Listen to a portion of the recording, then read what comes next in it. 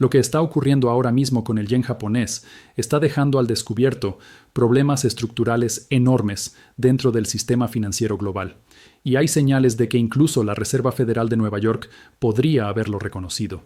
El viernes pasado, el yen japonés se fortaleció frente al dólar cerca de un 1% en cuestión de minutos. Ese movimiento dejó completamente desconcertados a los operadores de divisas, preguntándose qué acababa de pasar realmente. Las monedas no se mueven así. El mercado de divisas está construido sobre grandes cantidades de apalancamiento precisamente porque, en condiciones normales, la volatilidad suele ser baja y las tendencias bastante predecibles. Pero la situación del yen japonés ha llegado a un punto crítico, y lo que ocurrió el viernes podría ser la señal de que algo importante acaba de romperse. Entonces, ¿qué está pasando exactamente? ¿Y qué significa esto para ti y para tu dinero? Para entenderlo, hay que retroceder varios años. Durante más de 2 décadas, Japón mantuvo tasas de interés cercanas a cero e incluso negativas. No fue una decisión ideológica. Fue una medida de emergencia para combatir una espiral deflacionaria que se originó después de uno de los mayores colapsos financieros de la historia moderna. A finales de los años 80, Japón vivió una burbuja gigantesca. Cuando esa burbuja estalló, el país quedó atrapado durante décadas en un entorno de deflación y crecimiento casi nulo. Los precios no subían, los salarios no subían, las personas postergaban el consumo, las empresas acumulaban efectivo en lugar de invertir. Frente a ese escenario, las autoridades japonesas tomaron decisiones extremas. Reducieron las tasas de interés hasta cero y luego por debajo de cero. Se endeudaron para gastar en infraestructura y comenzaron a comprar masivamente bonos del gobierno japonés mediante un programa de control de la curva de rendimientos. El objetivo de ese programa era claro: mantener las tasas de corto plazo cerca de cero y los bonos a 10 años alrededor del 0%. Al comprar bonos, el Banco Central mantenía los rendimientos bajos. Con tasas bajas, la gente podía endeudarse, gastar e invertir, y así, con suerte, sacar a la economía de la deflación. Después de casi 30 años, Japón finalmente consiguió lo que llevaba tanto tiempo buscando: inflación sostenida y aumentos salariales. Eso significaba que la emergencia había terminado. En marzo de 2024, el Banco de Japón puso fin al control de la curva de rendimientos y comenzó un ciclo de subidas de tasas de interés.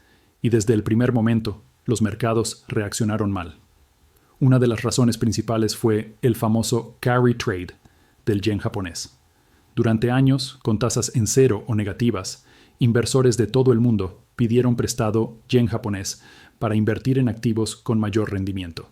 Pedían dinero barato y lo colocaban en instrumentos que pagaban más. La ganancia estaba en esa diferencia, en ese carry. Pero cuando el Banco de Japón empieza a subir las tasas, el costo de ese dinero prestado aumenta. El margen se reduce. Y eso obliga a muchos inversores a cerrar posiciones.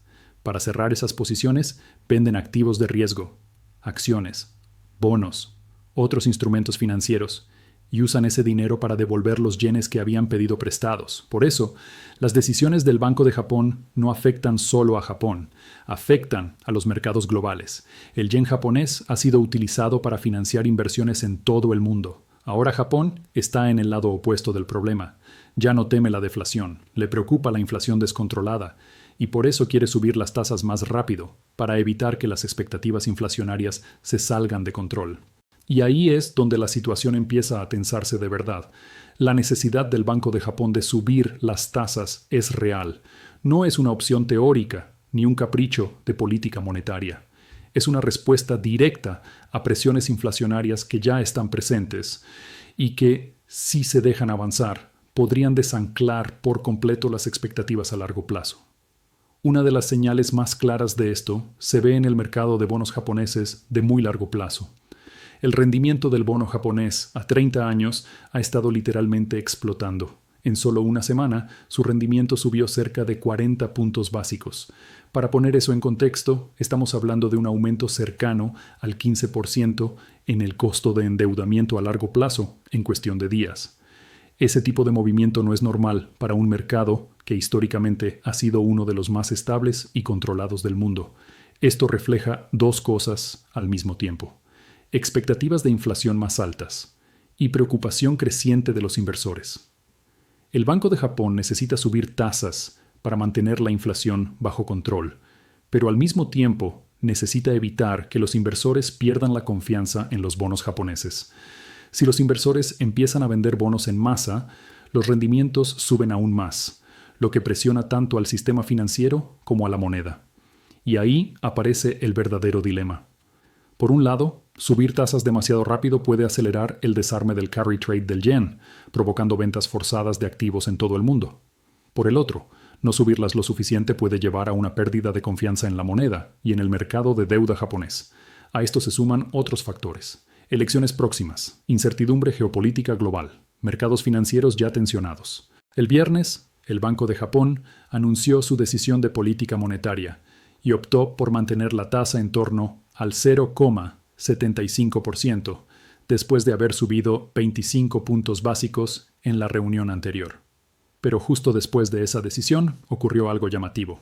Aparecieron reportes de que las autoridades japonesas, y posiblemente también la Reserva Federal de Nueva York, habrían llevado a cabo lo que se conoce como un rate check. Básicamente, llamadas a operadores y bancos para pedir cotizaciones del yen. Ese tipo de acción no es una intervención directa, pero funciona como una señal, un mensaje implícito de que las autoridades están observando el mercado muy de cerca y que podrían intervenir si la situación se desordena. Y ese gesto puede haber sido el detonante del movimiento brusco del yen, que se fortaleció cerca de un 1% frente al dólar en cuestión de minutos. Pero esto abre una pregunta clave. ¿Por qué Estados Unidos estaría interesado en ayudar a sostener al yen japonés? La respuesta está en los vínculos financieros entre ambos países. Japón es uno de los mayores tenedores de bonos del Tesoro de Estados Unidos. Durante años, sus tenencias han superado el $1 billón. Eso convierte al yen y al mercado de deuda japonés en una pieza clave dentro del sistema financiero global. Si el yen se debilita de forma extrema, las autoridades japonesas se enfrentan a decisiones muy difíciles. O defienden su moneda, vendiendo dólares y comprando yenes, o permiten que el mercado de bonos siga cayendo y que la moneda se deteriore aún más. Defender el yen mediante intervención implicaría vender bonos del Tesoro estadounidense para obtener dólares. Y una venta masiva de treasuries no es un detalle técnico ni un movimiento menor dentro del sistema financiero global. Es una de esas acciones que generan efectos en cadena. Si Japón comenzara a vender de forma significativa sus tenencias de bonos del Tesoro, los rendimientos en Estados Unidos podrían dispararse con rapidez, especialmente en los tramos más sensibles de la curva. Un aumento brusco de rendimientos no solo afecta a los mercados financieros, sino que se filtra directamente a la economía real. Eso elevaría el costo de endeudamiento del gobierno estadounidense justo en un momento en el que necesita refinanciar enormes volúmenes de deuda. Cada punto básico adicional implica miles de millones en pagos de intereses a largo plazo. Y cuando los intereses suben demasiado rápido, la sostenibilidad fiscal empieza a ponerse en duda. Pero el impacto no se detendría ahí. Un repunte repentino en los rendimientos estadounidenses desestabilizaría los mercados de bonos a nivel global. Los bonos del Tesoro son la referencia sobre la que se valora prácticamente todo el sistema financiero. Si ese pilar se mueve con violencia, el resto del edificio se sacude. Fondos de inversión, bancos, aseguradoras y fondos de pensiones tendrían que reajustar carteras. Aparecerían pérdidas no realizadas. Se activarían ventas forzadas. La volatilidad se contagiaría rápidamente a otros mercados. Y además, complicaría seriamente los planes de refinanciación que el Tesoro de Estados Unidos necesita ejecutar. Un entorno de tasas más altas y mercados inestables reduce el margen de maniobra de la política fiscal y limita la capacidad de respuesta ante cualquier shock adicional. En otras palabras, un colapso desordenado del yen no sería solo un problema japonés, sería un problema sistémico, un problema global, y de forma muy directa, un problema para Estados Unidos. Por eso no resulta descabellado pensar en algún tipo de coordinación entre autoridades monetarias. No necesariamente una intervención abierta y declarada. No necesariamente un anuncio oficial, más bien señales, advertencias implícitas, movimientos calculados que buscan influir en las expectativas sin provocar pánico. Ese tipo de coordinación ya ha ocurrido antes. En 1985, durante el Acuerdo del Plaza, varias de las principales potencias económicas del mundo se pusieron de acuerdo para debilitar el dólar. Fue una intervención explícita en los mercados cambiarios, coordinada y reconocida públicamente, y marcó un punto de inflexión histórico en el sistema monetario internacional. Ese episodio demostró algo fundamental. Cuando las grandes economías deciden actuar juntas, pueden cambiar tendencias que parecían inamovibles. Si hoy estuviéramos viendo algo similar, aunque de una forma mucho más sutil y menos declarada, las implicaciones serían enormes. Un esfuerzo coordinado para vender dólares y comprar yenes no solo ayudaría a estabilizar la moneda japonesa, también reforzaría la idea de que el dólar podría entrar en una fase de debilidad estructural en los próximos años. Y un dólar más débil tiende a tener efectos claros. Favorece a los activos de riesgo, apoya a las materias primas, reduce la presión financiera global y redistribuye flujos de capital a escala mundial. Todo esto convierte lo que parece un movimiento puntual en el mercado de divisas en una señal mucho más profunda sobre los equilibrios que están empezando a cambiar. Eso abre la puerta a un escenario de mayor volatilidad en los mercados de divisas durante este periodo. Un entorno donde los movimientos dejan de ser graduales y pasan a ser rápidos, abruptos y sobre todo menos previsibles. Lo que antes se desarrollaba en semanas o meses ahora puede concentrarse en minutos u horas. En un contexto así, los modelos tradicionales empiezan a fallar. Las correlaciones históricas se debilitan. El apalancamiento, que durante años fue rentable en un entorno de baja volatilidad, se convierte en un amplificador del riesgo. Y eso obliga a muchos participantes a reaccionar al mismo tiempo, intensificando aún más los movimientos. Si el yen continúa fortaleciéndose frente al dólar, activos como el oro y la plata podrían encontrar un respaldo adicional. Históricamente, los metales preciosos tienden a beneficiarse cuando el dólar pierde fuerza, no solo por una cuestión de tipo de cambio, sino porque reflejan una búsqueda de refugio frente a la inestabilidad monetaria.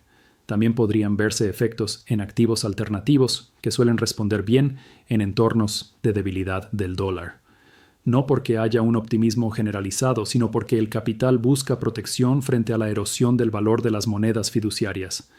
En esos momentos, la narrativa cambia de crecimiento a preservación. Pero lo importante aquí no es intentar predecir cada movimiento exacto. No se trata de adivinar el próximo porcentaje o el próximo día. Se trata de entender que algo cambió. Las monedas no deberían moverse un 1% en cuestión de minutos en mercados tan profundos, líquidos y apalancados como el de divisas. Cuando eso sucede, rara vez es un accidente. Suele ser una señal de tensión estructural, acumulada, que finalmente encuentra una válvula de escape. El yen japonés, durante décadas, fue el ancla silenciosa de muchas estrategias financieras globales. Fue la base de operaciones de financiamiento, de arbitraje y de estabilidad. Mientras esa ancla permanecía firme, el sistema podía absorber shocks sin romperse. Pero si esa ancla empieza a desplazarse, aunque sea lentamente, todo el sistema lo siente. Las vibraciones no se limitan a Japón, se transmiten a través de mercados, balances y expectativas en todo el mundo. Este episodio no es un evento aislado, no es un movimiento técnico sin importancia, es una advertencia, una señal de que los equilibrios que parecían sólidos y permanentes están comenzando a reajustarse. Y cuando esos ajustes empiezan, la volatilidad deja de ser una anomalía ocasional y pasa a convertirse en la nueva normalidad. Lo que ocurrió el viernes puede parecer pequeño en términos porcentuales. Un 1% no suena dramático a simple vista. Pero en términos sistémicos, es cualquier cosa menos insignificante. Es una grieta. Y cuando las grietas aparecen en los cimientos de un sistema, lo prudente no es ignorarlas ni minimizar su importancia. Lo prudente es observarlas con atención, porque suelen ser las primeras señales visibles de cambios mucho más profundos que todavía no se han manifestado por completo.